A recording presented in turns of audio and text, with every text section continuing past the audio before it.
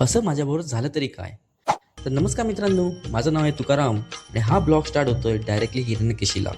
दरवर्षीप्रमाणे मी फेब्रुवारीला कुठे ना कुठे फिरायला जातोच. तर यावर्षी म्हटलं आपल्या कोकणातच फिरावं. रस्त्यावरचं काम चालू असल्यामुळे हिरण्यकेशीला काहीच गर्दी नव्हती. दर्शन वगैरे घेतलं आणि मी निघालो. दुपार झालेली त्यामुळे एक जेवणाचा स्टॉप घेतला. जेवण मात्र एक नंबरच होतं. संध्याकाळी झाली, मी गणपतीपुळ्याला पोचलो. रात्री दर्शन वगैरे घेतलं आणि परत जेवायला गेलो. इथं पण जेवण चांगलंच होतं. नंतर दुसऱ्या दिवशी लवकर उठून मी परत निघालो दर्शनाला. पहाड होती त्यामुळे गर्दी काहीच नव्हती. दर्शन वगैरे घेतलं, जवळचा परिसर एक्सप्लोर केला. तसं तुम्ही बघू शकतात कसा आहे सीन तो.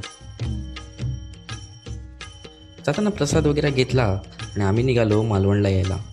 मालवणला जातानाच भेटणारे बीच म्हणजे आरेवारे बीच. तिकडचा नजारा तुम्ही बघू शकता. तिथं एका टपरीवरती चाय घेतली आणि समोरचा नजारा आम्ही एन्जॉय करत बसलो. नंतर आम्ही पोचलो राजकोट मालवणला. तिथे असणारी छत्रपती शिवाजी महाराजांची मूर्ती तुम्ही बघू शकता. नंतर जाताना भेटला हा पोरगा जो 13 वर्षाचा आहे आणि उसाचा रस विकतो आणि आपल्या घरच्यांना मदत करतो.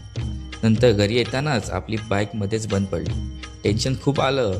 पूर्ण व्हिडिओ हा तुम्हाला यूट्यूब चॅनलवरती बघायला भेटेल. धन्यवाद. चला महिनाभर इथं जाता उभी ही गाडी. चलो बाय बाय, सी यू.